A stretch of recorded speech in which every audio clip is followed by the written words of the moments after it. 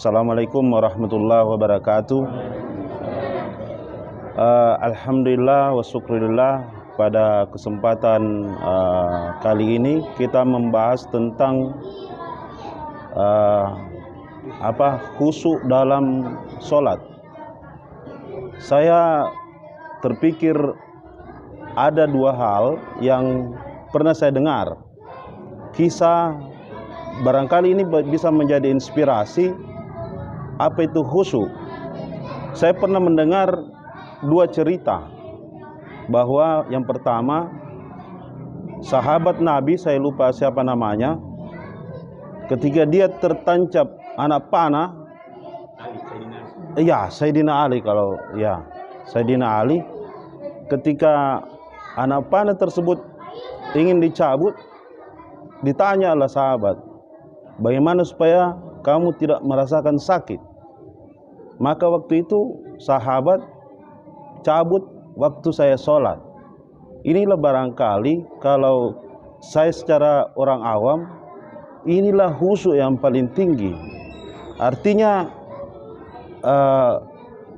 nuansa keduniaan terkait sakit ataupun perasaan apapun itu tidak akan terasa ketika perasaan antara hamba dan penciptanya itu lebih dia rasakan dibanding dengan perasaan terkait keduniaan ini.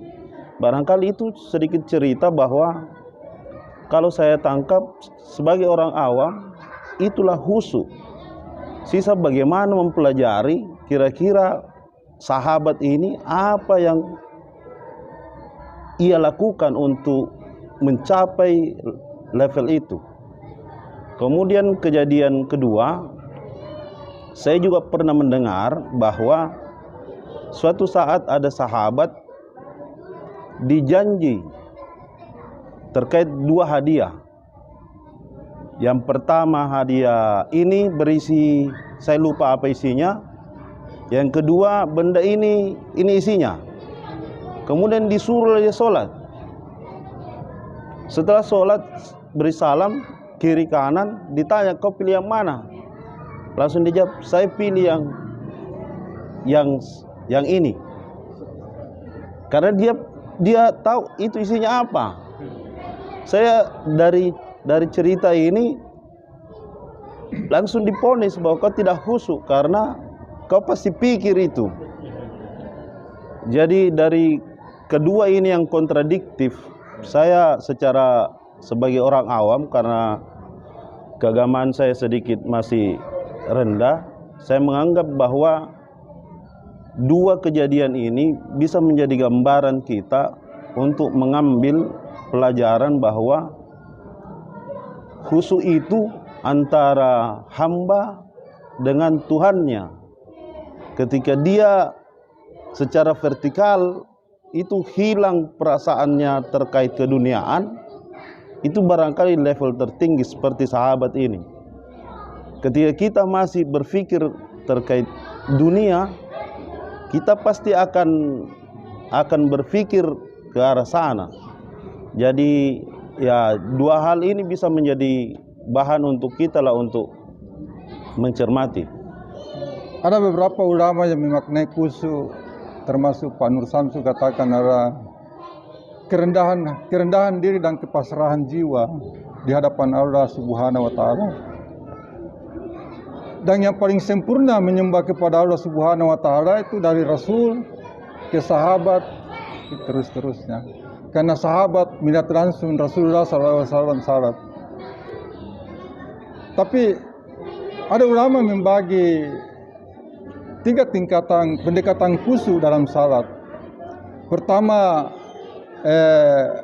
bukan menerjemah kata-kata, bukan menerjemah surah-surah yang dibaca Pak Imam ketika salat ataupun diri kita, tapi memaknai surah yang dibaca pada para imam atau kita. Itu salah satu upaya menuju khusyuk.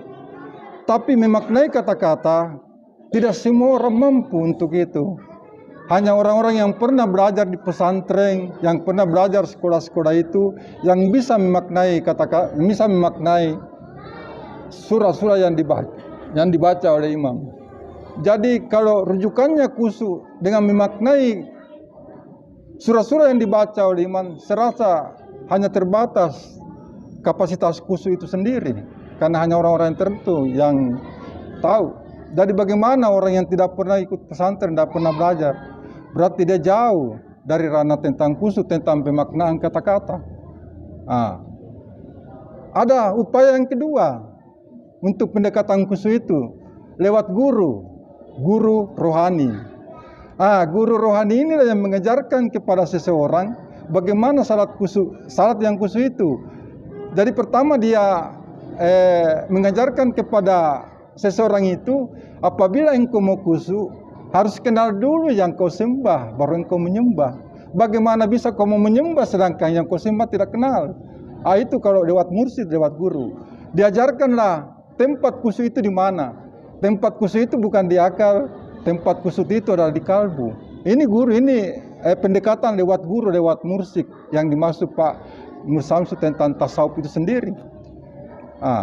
Jadi diajarkan dulu pengenalan kepada Allah. Bagaimana mengenal Allah itu, bagaimana untuk supaya khusyuk, karena kita mengenal yang memerintah kita itu kita kenal. Kenapa kita serak dalam beribadah begitu berat, seakan-akan berat? Karena kita sudah menyembah, lantas kita belum mengenal siapa yang kita sembah. Itu kalau lewat jalur mursyid. Dia kasih analog. Beribadah di Masjid Jamiatul Khair, salat di Jamiatul Khair ini sama nggak dengan beribadah di depan Ka'bah? Ya sama, sama-sama menghadap kepada Allah Subhanahu wa Ta'ala. Tapi kenapa rasanya beda? Di situ guru mengajarkan kenapa rasanya beda ketika kita salat di Ka'bah dengan salat di sini. Karena kondisinya yang membedakan. Di mana kondisi itu bisa rasakan? Ada di kalbu. Maka itu adalah tugas-tugas mursyid untuk menjelaskan semua itu. Ada jalur ketiga, jalur yang seperti yang kita lakukan ini. Mau khusyuk, tidak khusyuk, mau ada rasa, tidak rasa, salat saja. Aqimus salata li zikrullah. Sembahlah aku untuk mengingatku. Ini yang penting kita sembah mengingat Allah. Kalau memang tidak mampu mengingat, ya sebut saja. Inilah orang-orang yang kita lakukan. Habis salat assalamualaikum, astagfirullah itu sudah cukup untuk orang-orang yang kita lakukan, karena khusyuk itu bukan mau kita, bukan kehendak kita itu. Biar kita mau khusyuk, biar kita mau, tapi kalau Allah tidak menghendaki, tidak bisa juga. Karena khusyuk itu ya ada yang menghendaki. Yang penting keyakinan itu ada. Ya buduh hatta yakin, sembahlah Tuhanmu sampai datang kepadamu yang kau yakini.